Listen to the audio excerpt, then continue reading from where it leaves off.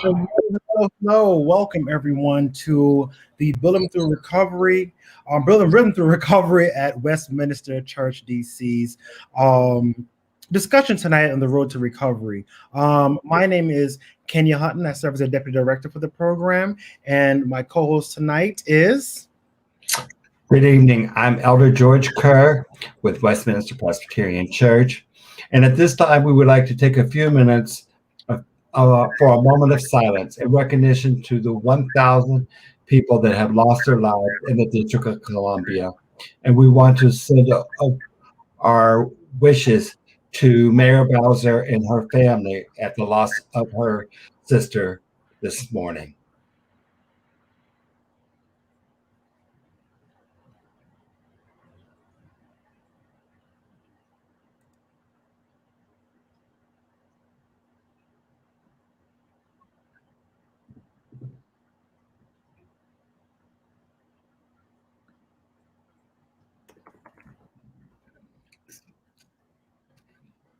Thank you. Thank you, everyone. Tonight what we're going to be doing, we're going to be having like a discussion, right?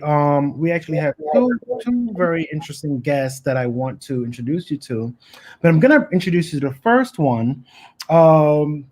His name is, he's a very prominent comedian here in Washington, D.C., around the country, rather. If you haven't seen him yet, please take a chance to check him out. Mr. Anthony Oakes. Hello, everyone. Hey, welcome. Thank you for joining us this evening. Oh, most certainly. My pleasure. So we're going to start you off with an easy question. Okay? All right. Just tell me, what are you looking forward to for 2021?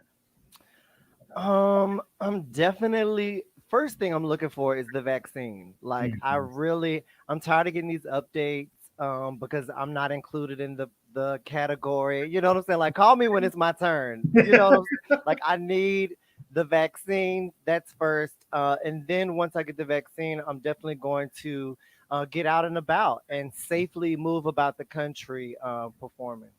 Absolutely awesome. Thank you. George, what are you looking forward to in 2021? I always throw people on the spot with this question. I'm looking forward to getting the vaccination and so that I can go back into my church and begin hugging people once again. Yes. I think hugger. we all have the same wish for 2021 is to get this vaccine. Like, I'm ready. I'm with you, Anthony. Stop sending me these emails. Stop sending me. Let me know when and where I got to show up, and I'm there. Oh, because One of my friends got the vaccine. I was like, you can't squeeze any out of your arm. Just squeeze some, squeeze and put some in there. Yeah, a lot of people, like my stepmother, my sister, a lot of people in my family got it already. Yeah. One of my sisters actually, she's a nurse down in North Carolina. She actually got a part-time job administering the vaccine, and it's just like just like, you can't like slap me a little bit on the side, hook your brother up. But no. Thank you again for joining us. Mm-hmm. So, the topic that we're going to talk about tonight is the road to recovery. And I know, Anthony, you have been very transparent with your experience and your road to recovery as well, which is why I was so glad when you accepted the offer to come and sit with us today to talk about it. So, if you take a few minutes, just share with us your journey from addiction to recovery. Okay, so I'm not gonna make this elongated per se. I'm originally from North Carolina. I grew up in the church, and I was addicted to cocaine for about 20 some odd years. It was just a daily thing. It was something that I didn't think that I was ever going to come out of. I just thought it was gonna be, just a part of my life. Um, and it was, at the end, I feel like I was self-medicating. Just being raised in the church.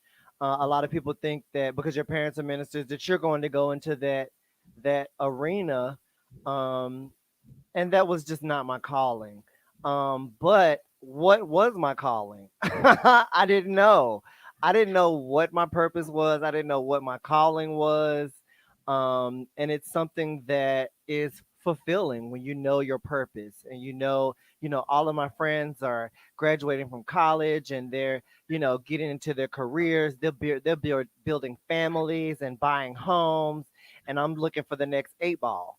Like something's not adding up. You know what I'm saying? Um, so it wasn't until, and I tried several times to quit.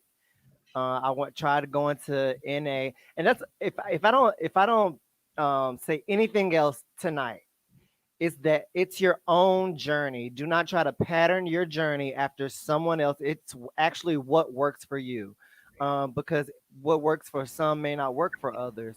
I did the NA thing. It was just not for me. I did the rehab thing. None of that works until you're ready for it to work. Mm. Like your mom and daddy can put you in all the rehabs. They can pray until their face is blue. It's just not going to come to fruition until you're actually ready for it to come to fruition. Um, so yeah, I used to go to NA and get a bag right after. Me and my homegirl we used to go, Mm. and right afterwards, I mean, because we was pumped up after NA. You know what Mm. I'm saying? And it just did not work for me personally. It wasn't until I actually moved to DC. I moved here about 6 years ago, and I was living here and working. And then I was working in a salon. Shout out to Lock Love Salon. It's a premier natural hair care salon here in DC, and it's one in LA. And I was a shampoo assistant, and I would, be shampooing these people, and they'd be like, "Oh my God, you are so funny." This was pre-COVID too. Mhm. So they'll be like, "Oh my God, you are so funny. You are so funny. You ever thought about being a comedian?" I was like, no, like it never really dawned on me. But everybody's always said that I was funny and blah blah blah. So there was this one guy that was like, "Yo, you are super funny. I'm gonna give you the name of this guy, and he's going to, put you on." And I was like, "Okay, whatever." I looked at the name and number, but I just threw it away. Fast forward, another client came in a month later and was like, "Yo, dude, these are separate people." She was like, "Yo, dude, you are so funny. I'm taking this comedy workshop. I feel like you should, do it." So my boss overheard her. Long story short, I took the workshop. Mind you, I'm still getting high at this time.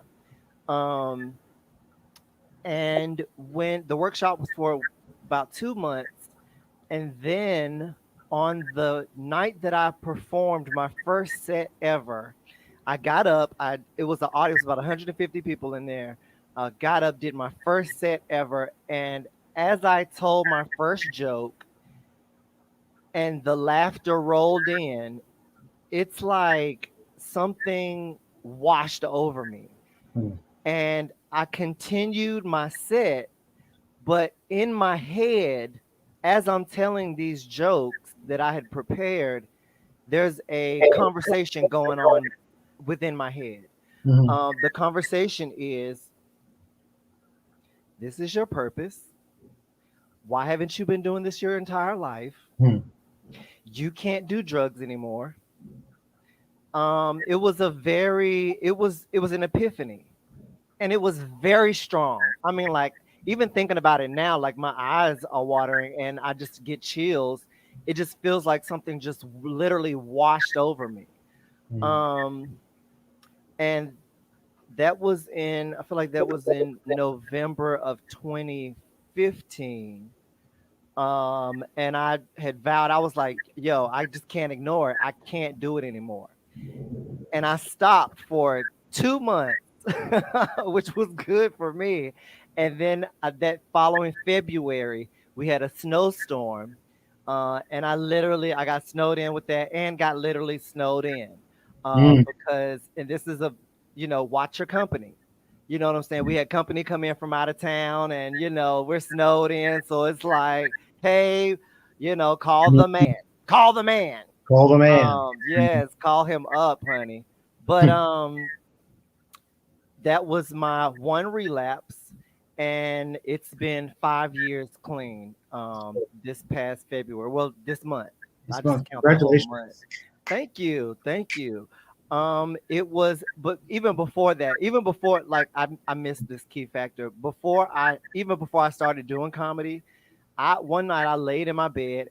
I was high, but you know how you be so high and you feel like, oh, I gotta pray because, like, you know what I'm saying, like some, and I was just crying and boo-hooing. And I was just like, God, like, where is my love?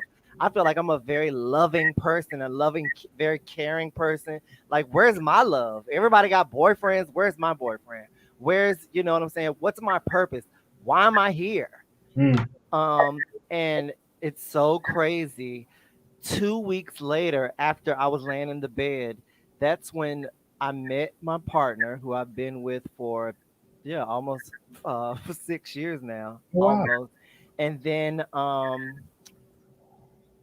the second person told me about the comedy. I started taking the workshop, so it was almost like I knew that it was time. Like, I was fed up. I was really fed up of doing drugs, Mhm. of doing coke. I was just, I don't know. It was so many years of doing it, and it wasn't even like, it wasn't fun anymore. Mhm. It was a very bad habit. I mean, because of it, I've been homeless. I've quit jobs. Well, not quit, got fired. You know what I'm saying? Like, I'm quitting jobs. Um, yeah, and I mean, don't even care. I remember, I'm just gonna tell, this is how bad it was one time. I remember one time I was getting evicted from my apartment. This was like years and years ago. I knew you get the eviction notice and it tells you when they are coming. Mhm. It gives you the date. Mhm. I was still in my apartment. I had a date over. We were getting full, as if nothing was, as if I wasn't being evicted. It was snowing outside. I was like, oh, it's snowing. They're not coming. That is how crazy, you know what I'm saying? Like, the addiction can take. I mean, it's, I have loads and loads of stories, but the key thing that I want to impart with people today is finding your purpose. I found that it just filled that hole that I was stuffing drugs into. Mm. And this may not be for everybody, but for those who it touches, it was a very key factor in my recovery. It was a very key factor in having a partner and just being very forthcoming with him in the Mhm. beginning. Just because there are certain things that you just have to discuss. Like, for instance, I did coke for so long. When I sit and breathe on my, like, and inhale through my nose and breathe through my nose, there's a slight whistle.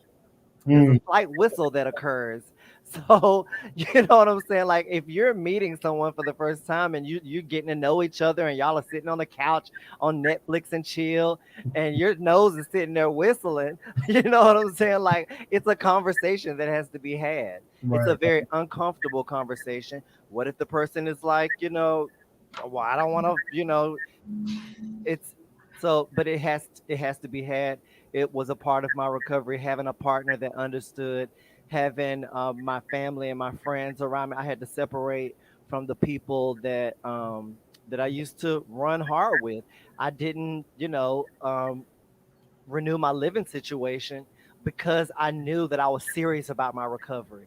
Let me tell you, child, I pure moved into a room in DC to get out of the situation that I was in, just so I could have time to, like, detox and, gather my thoughts on my own alone.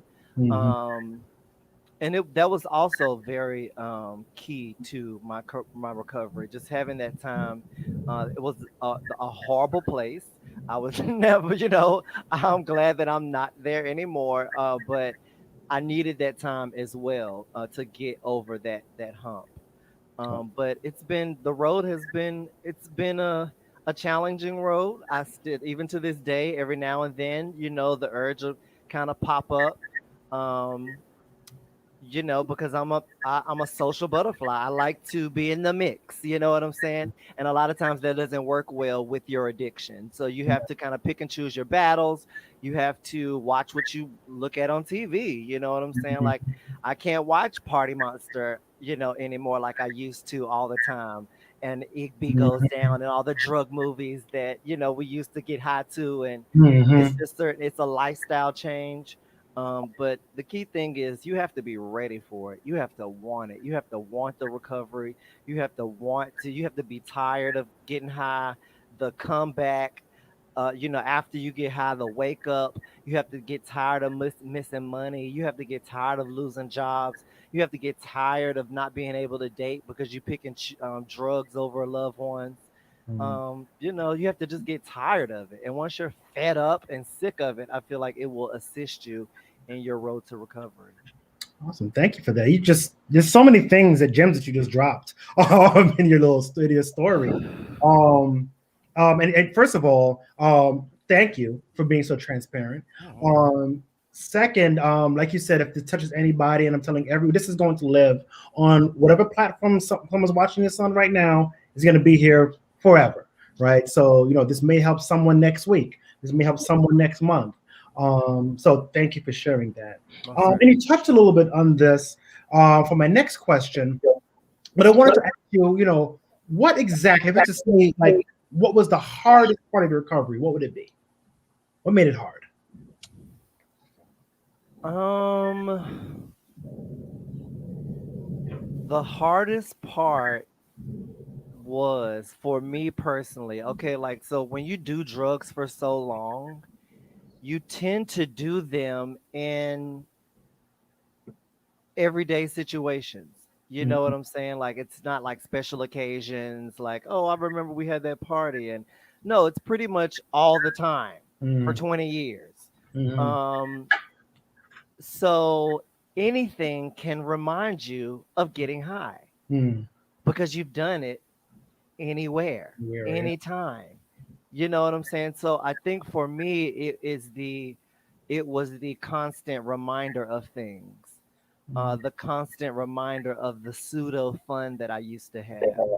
Um, I think that was the hardest part, getting over. Oh, hey, like I mentioned before, hey, this movie is coming on, and we used to. There's nothing that I got high doing laundry. So when I do laundry, I remember that time I got high and it was fun. You know what I'm saying? Like there's always something that is reminding me of getting high. So Mm-hmm. I had to really compartmentalize that, um, and find and literally seek out positive memories of when I wasn't high to counteract those memories so that I can remember things when it wasn't just a high memory. Mm-hmm. So that was the hardest part for me, the memories. Um, All right. Thank you. The memories. So, of course, the other side of it is what's been the easiest part of recovery for you? um, I think the easiest part is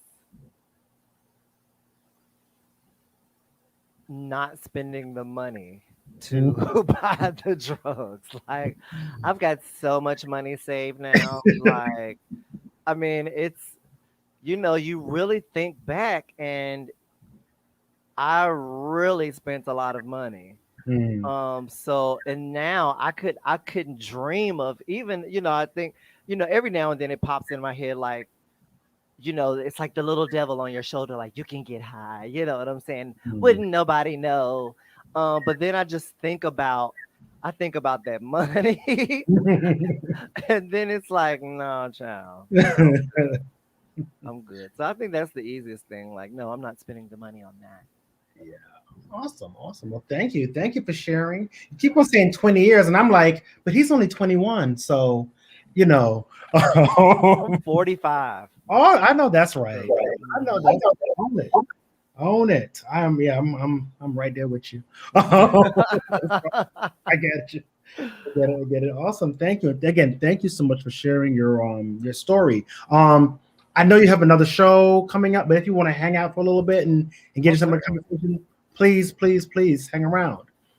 Anthony, before you go, I would just like to add my thanks for you being so vulnerable and coming on here and talk to us about it. And if we were in person, you definitely would be getting a hug. Oh, I would hug you first. You would have to you would be late because I give the best hugs. And I'm glad you mentioned that earlier because that is you don't realize how much people have hit me up and be like, "Oh my God, like I just miss your hugs." Mhm, Doesn't mhm. say much for my personality, but hey, I'll take it. I'll take it for what it's worth. Take it for what it's worth. Thank Oh, you, Elder. I You're appreciate welcome. that. And thank you, Kenya. no problem. Thank you. All right. So the next person we're going to bring up is Mr. Mark Robinson from Family Medical Counseling Service. How you doing there, Mark? I'm well. How are you guys? Pretty good. Pretty good. Pretty good. I'm going to go ahead and move Is it there to an echo? a little bit, but you're good. Okay. I'm going to ask you my question, and then I'm going to hand it over to George. Okay. What are you looking forward to in 2021? I'm looking forward to 2021 being a year that doesn't have all of these restrictions, Mhm. where I can enjoy some of the social exercises that I used to enjoy. I love the hand dance, so I'm really looking forward to being able to get back to hand dancing. Okay. Yeah, I'm looking for some of the pressure to ease up in 2021. Yeah. Mhm. Yeah. I kind of feel like it is a little bit. I feel it. Like ask me this last year, I would have said, I don't know when we're gonna get out of this. We're just gonna be a dumpster fire forever. But I'm feeling like we're starting to see the light at the end of the tunnel. So Yes, yes, yes. Feels good. feels Feels good. better. Yes, feels better. All right, so I'm gonna bring in Elder George Kerr. There he goes. Hey, Mark, it's so good to be with you again this evening. And before we start, I just want to say thank you for taking the time to do this. Oh, absolutely. It's my So, pleasure. I would like to talk to you a little bit about Family Medical Counseling Services. What can you Yes. tell us about the option for recovery that you offer? Well, Family and Medical Counseling Service, as you know, George, has been in the community, primarily in Ward 8, since 1976. And we've been operative for all of those years, kind of meeting people where they are. And being that Ward 8 has become kind of a hub for some of the folks that we service that are chemically addicted, the options that we offer are, number one, we can assess individuals for substance use disorder. We can offer individuals medicated assisted treatment. We can offer individuals an option to engage with 12-step recovery if that's their option. We have case management services. We have behavioral health services. We have physical health care services, all of which can help address the multitude of needs that people have in the community. Well, I know that you're doing some amazing work in Ward 8, but you're also doing some amazing work right here in Southwest DC as well, the waterfront. Absolutely. And so I really appreciate that. I know that at one time I picked up the phone and said, "Hey, we have a problem with dirty needles in the street. Can you help?" And that next morning you were there with a team to help clean those dirty needles off the street. Yes, yes. That's part of our syringe service, our needle exchange program. We have teams that operate in various sectors of the city, and Ward 6 certainly is one of those sectors that has been identified as a high drug trafficking area in certain parts of it, where we are able to meet people who are using and injecting drugs, and certainly providing them with overdose prevention medication, Narcan, also the education as to how to use the Narcan, as well as doing the used syringe cleanups. Because a lot of times, people use in various spaces and they leave the syringes right there on the ground. So we want to make sure that people are safe and the community is safe. So we try to be as proactive as we can about those kinds of initiatives. And I really do appreciate that. But tonight, I just wanted to touch on that for a moment. But tonight, I really want to focus on recovery options. Mhm. So, can you tell us a little bit about MAT and what options you have. Can you tell us what MAT is and then what options for recovery do you offer? MAT is medicated assisted treatment, and it takes on the form of Suboxone for the individual who is an opiate user that decides they want to do something different. What initially happens is we meet with people in the community that are actively using. So we're in these high trafficking areas where people are buying and selling drugs, and we reach out to them and build that relationship to try to understand what their needs are. And then we offer them this option. And what it consists of, it initially consists of them signing up, their willingness to be going through the assessment process. Once they're assessed, they deal with that part, and then they meet with the provider. And given that all things being equal, in other words, they meet all the criteria and able to adhere to that regimen for the medication, then they're prescribed the medication. And what Suboxone does is it gives the opiate user an opportunity to pause. As Anthony was clearly stating in his road to recovery, if a person isn't willing to just stop and be totally abstinent, the medicated assisted treatment allows them an opportunity to pause and maybe discover what their purpose is, maybe discover what their real interests in life are, maybe discover that, hey, I do have some value. I do have some other options that I can pursue other than this one particular lifestyle that I've seemed to have been entrenched in for how many ever years or months, days, weeks, whatever the extent of time has been. But it gives an individual an option to pause and then not only address the addiction, but also maybe address some of the other needs that may be lurking beneath the surface, that may have been masked by the drug use. So their physical health care needs, their mental health care needs, if there's case management that needs to step in to assist with other areas, because it's a collective alliance of services that usually needs to be built around a person in order to allow their recovery process to be successful. So this is the front door, if you will. And it's the same with syringe services. Even in putting a sterile syringe in a person who is actively using, putting that sterile syringe in their hand, along with sterile drug using tools and a Narcan kit, and instructing them with how to use that, is an opportunity for a conversation that builds a relationship, that allows them to have some other options offered to them if and when they're ready for those options.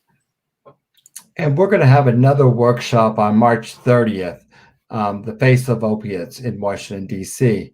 But you've mentioned Narcan a couple of times. So can you go a little bit more into what Narcan is? Narcan is the nasal version of naloxone, which is an overdose prevention medication. It's similar to if you had a nasal spray bottle. It is a medication, an overdose medication prevention, which when inhaled, it wraps itself around those receptors and causes the substance, the opiate substance, to be released from those receptors to allow a person to be revived when they're overdosing. The interesting thing these days, that since there's been such a heavy influx, and we've noted this in the used syringes that we've been testing, there's been an increased use in fentanyl, synthetic opiate, which has been contributing to the alarming overdose rates that we've seen recently, especially during COVID. A second dose may very well be necessary. So a person may get that first dose, and because that synthetic opiate is such a strong opiate, it reattaches itself to the receptor. So a second dose is needed to revive that individual. So do you think that the current public health crisis with COVID has increased substance use in the area? I don't know if it's increased it per se. In some instances, it may have. I think the substance use has always been going on, George. You know, I think what COVID has done is it shined a brighter light on these silos in our community, which were already pained up, already traumatized, already economically depressed, already going through multitude issues, both mental and physical, and economic and social. You know, those drugs were already in the community and people were already using them. I think COVID has just kind of shined a brighter light on this issue specifically. You know, opiate use is not new by any stretch of the imagination. And it became an epidemic.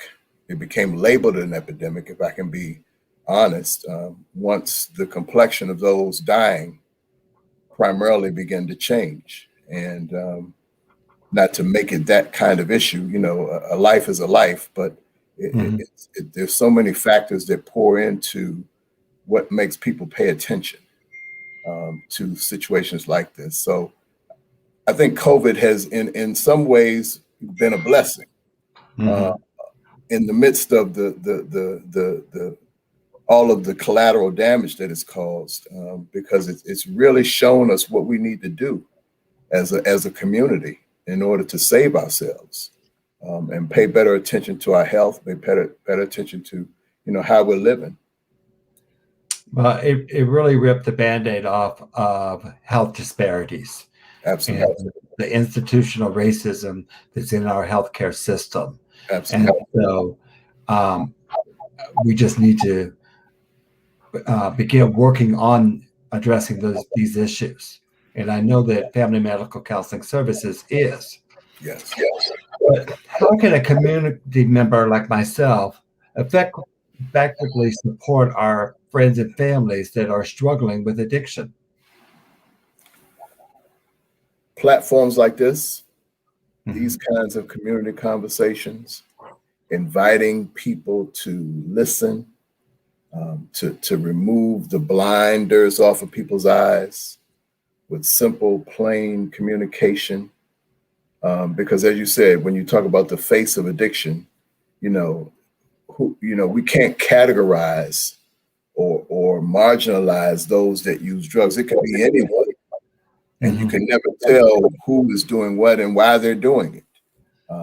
And I think for far too long, you know, the association with a drug user has been someone that's standing around the fire barrel, or who is living in a homeless shelter, or who is living on the street, when now the demographic is clearly much, much different. You have people from the White House all the way down to the back alley who actually are engaged in this kind of behavior. So I think the first thing is to educate people, to broaden the scope, you know, in the faith community, begin to talk about, you know, how we can impact our community with the education, creating the platforms to allow people to talk about where they are and who they are, and address some of these issues and have plain conversation, you know. Well, one thing that we know from the community that a lot of people that are substance use disorder have lost trust. So we've got to slowly build that trust back up. And that's being there when you say you're going to be there, and not to be afraid to reach out and give them a hug.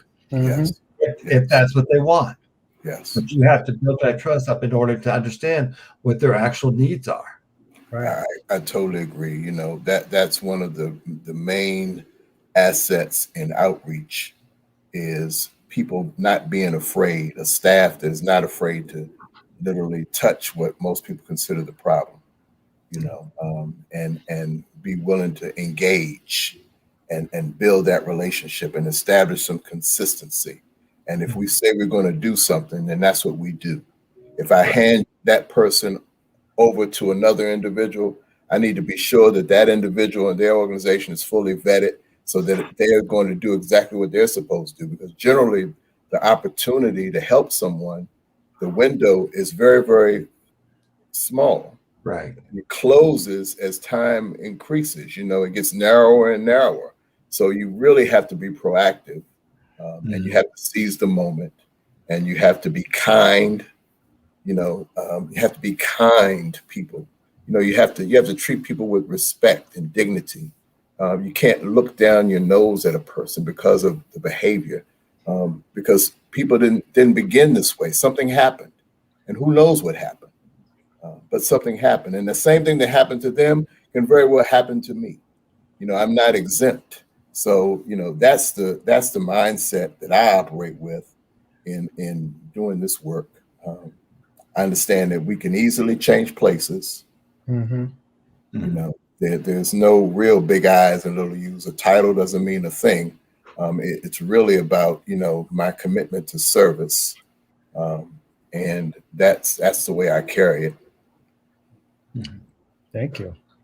Actually, that goes right into the very next question, and I want to open the floor up for Anthony and Mark to chime in something, especially when we talk about community, right? Because Anthony, you're part of the community, and Mark, you're part of the organization. So we know that COVID-19 has increased substance use and has undoubtedly affected the mental health of a lot of individuals in this country, especially regionally. Let's just talk regionally here in DC. How, as an advocate, can we support an individual's mental health and support the recovery for members in our community? What kind of advice can you give folks that they can do? Oh, you're muted, Anthony. Go ahead. Communication is key. Mhm. I think that during this time, people are they're quarantining. They might not have anybody to talk to. They might not have anybody to reach out to. And when you're sitting just stewing in your recovery, you know what I'm saying? Like, you just need that outlet. It's great to call and check on people if they're in recovery, and make that time to provide that communication that they need. I feel like that's key during this quarantine.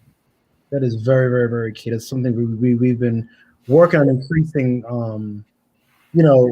especially for like our older communities, older members. And there's so many members, some people, we talked about this on another program, that sometimes folks sitting by themselves with their own thoughts can cause them to go down a dark road.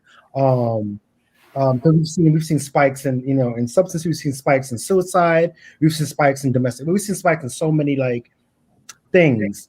We know from the church. So I mean, it's even if you don't take it as church scripture, but idle time is the devil's handiwork. When you sit and you dwell and you're not keeping yourself busy, thinking you're keeping yourself focused on positive things, you have that time to slip and slide back down those slippery slopes. Absolutely. That was a tongue twister. But yeah. Yeah, no, that's very true. I know after my surgery, I was sitting down and I was doing nothing. And I started getting depressed, and my thoughts started going crazy. I was like, okay, Kenny, I got to get up and start doing work again and keep myself busy. That's how I pulled myself out of depression. So, Mark, do you have any? Before we go there, I'd like to make a comment that Anthony said it once before, where he relapsed, and we've got to be able to forgive people and not judge them on relapsing. Yep. I'm so glad you said that, Elder. Let me tell you, because that's one thing in my recovery that I do not focus on. I do not focus on me. And, I guess, as time progressed, it just kind of snowballed into 5 years, but I never focused on time. That helped me. Everybody's not built like that. People need to, chips, and they need reminders of I've been in it this long, I've been doing it. But for me, that reminder just made me think about getting high more. So I never really concentrated on the time or slipping up.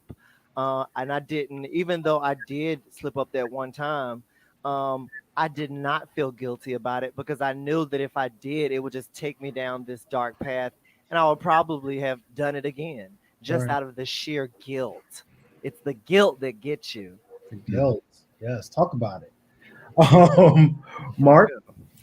Yeah, excellent dialogue. Yeah, I love this, by the way.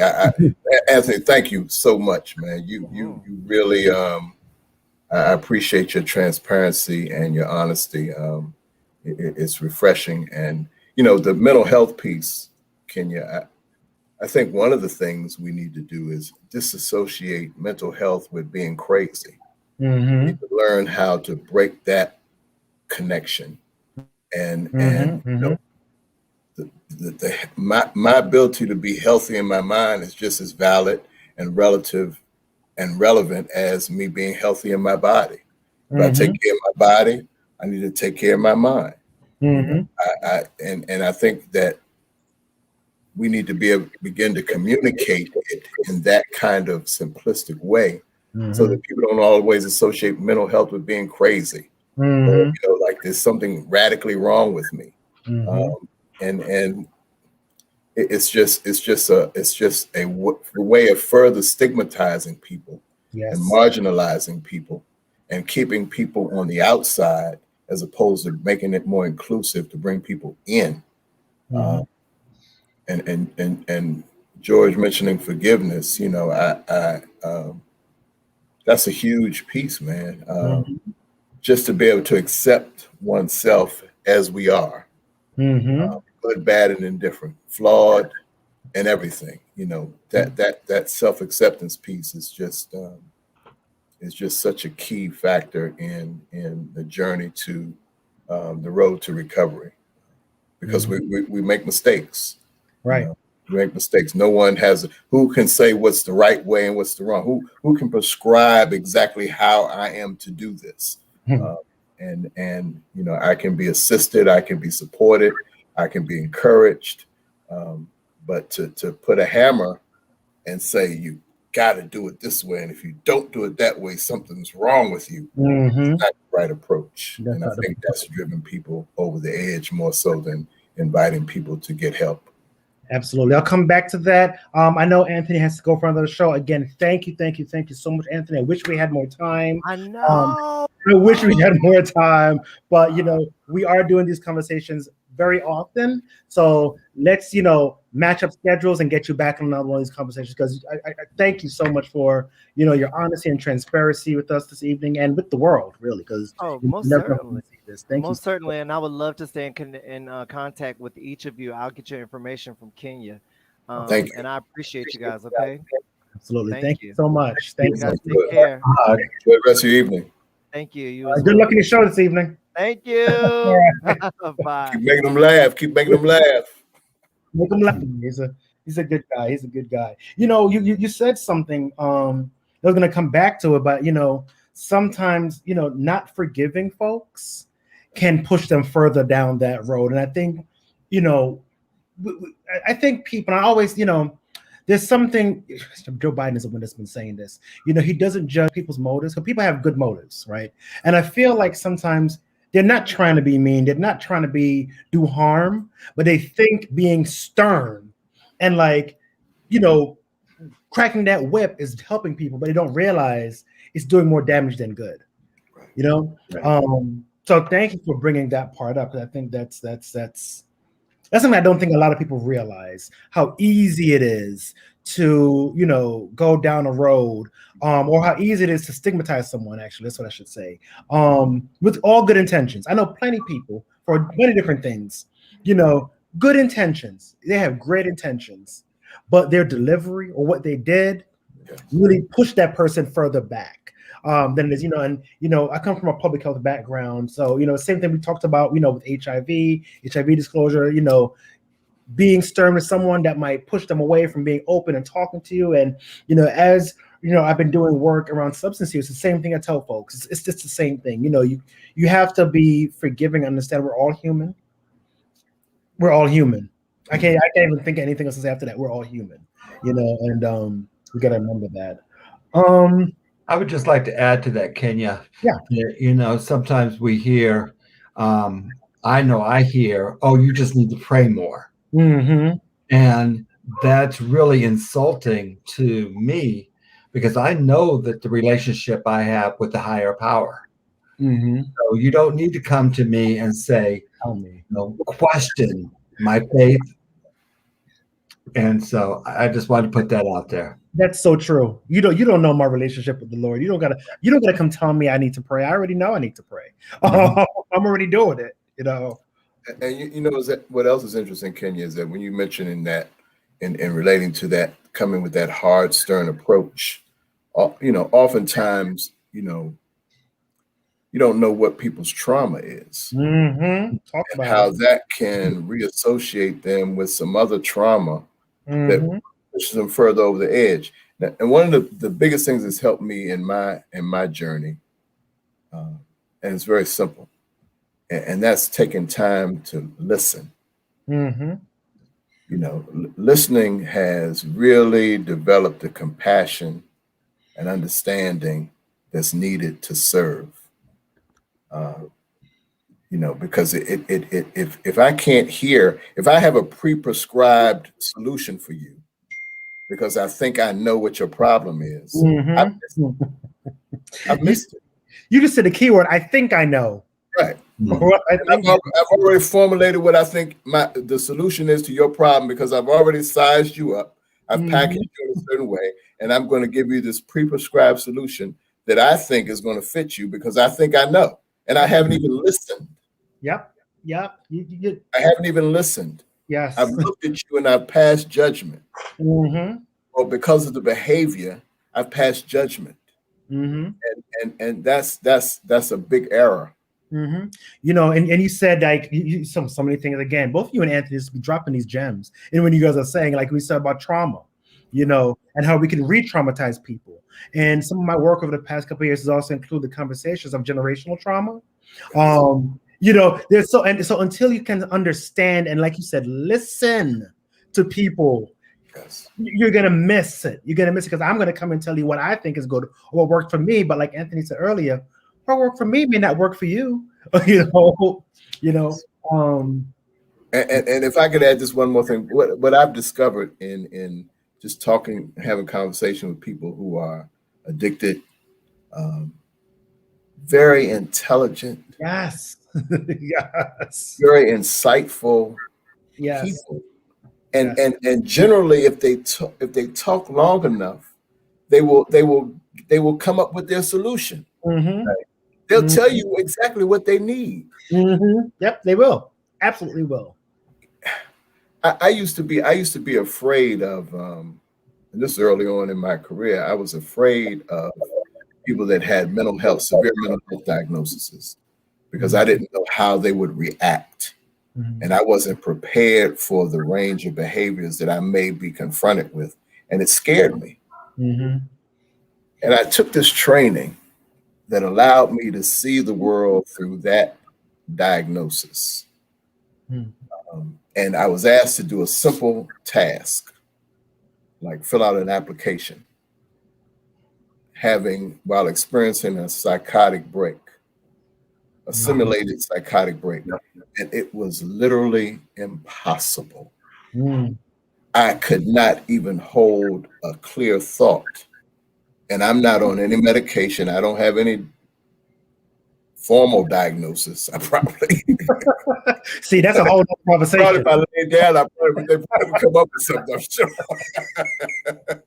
That's a whole It was enlightening though, man. It was just enlightening because it allowed me to see the world through another person's eyes that had a chemical imbalance that caused them to see the world different than I did. Mm-hmm. But that was their world. Now my job is to try to find out how can I meet you where you are. Where you are, yeah.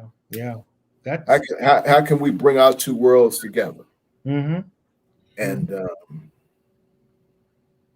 you know, not many people can say they was able to look at the world through someone else's eyes.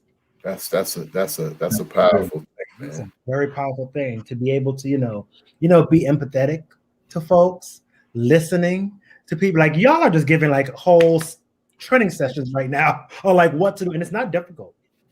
In my opinion, it's not difficult. It's simple. There was when I started my work, about 20 years ago, one of the skills you was training was active listening. What does that mean? Right?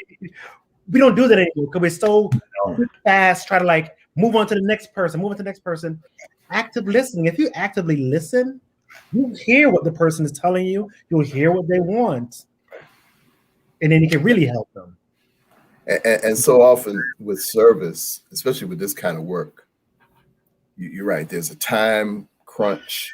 So we go in with an agenda. Yep. And anything that interrupts my agenda is a problem. Mm-hmm.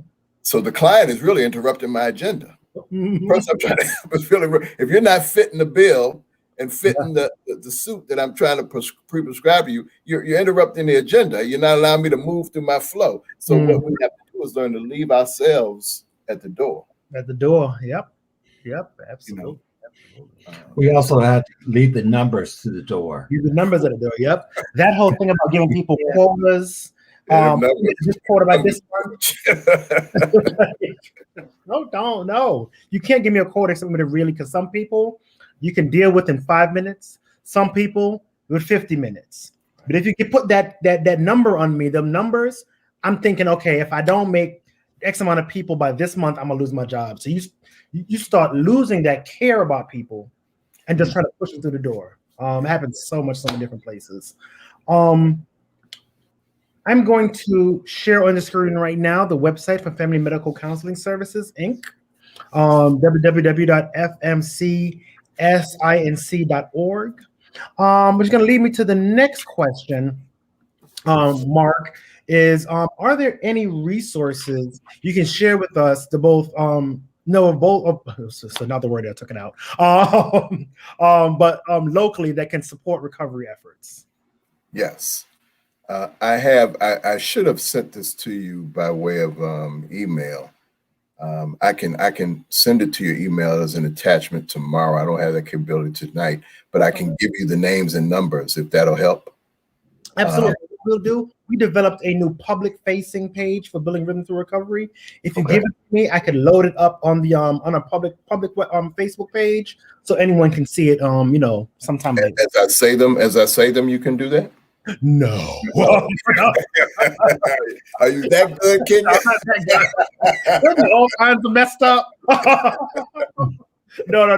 But like tomorrow, what I could do is once you send them to me, I can upload them so whoever's watching can always, find But them. I can say them though if you. Yeah, absolutely. Please. The first one, Salvation Army. Okay. The next one is RAP Incorporated. Yeah. They have also a detox. But the thing with RAP is that they don't take anything but Medicaid. Have to have Medicaid as a form of insurance. Of course, the other place is Psychiatric Institute of Washington, D.C. You must have proof of D.C. residency with them. Of course, there's Family and Medical Counseling Services. That's us. And you have our web address. And we do substance use disorder assessments, as well as assess people for medicated assisted treatment, and we prescribe the actual medication as well. Then, of course, there's DBH and their website, and I have that listed on this page, and I can send you that information as well. Awesome. Thank you. I definitely share that with the viewers. And like I said, we just created our public-facing Facebook page because we really want to not only host these these sessions, but also be looked at as a resource where if anyone needs to find something, they can come to our Facebook page and it'll be there for anybody, free of charge. So thank you. I'll definitely be looking out for those resources. Okay. We don't have any questions coming up in the chat box. George, I'm gonna leave it up to you. Well, Mark, I just want to say thank you. I mean, I love the partnership that we have built together. So if someone out there is looking for needle exchange or with recovery assistance, please reach out to us and we will get you connected, and we will do that warm handoff so that you can know that this is a trusted community that is out there working for you. Absolutely. And I just want to thank my co-host for doing this, and just want to say thank you to everyone that has come by and watched this in real time and after hours. Yes. We'll be there for you. Yes. Special shout out to DBH, shout out to Data Industries, some of our other partners, all of us working together is making this thing possible. So thank you. Damon Ministries. We have to do a shout out to them. David Yes. Ministries, yep, David Ministries, DBH, everybody. Thank you. And I certainly would like to shout out to the leadership at Family Medical Counseling Service and all of the staff and middle management who supports these ongoing efforts, who is they're the air beneath my wings, and they certainly support us in all that we do within the community. So I really appreciate the leadership and their initiatives there. Awesome. Thank you. All right, everybody. Okay, thank Have you. everybody out there in Facebook land and YouTube land. Hope you guys enjoyed. Keep a lookout for March 30th presentation on the face of opioids. All right, everyone. Take care.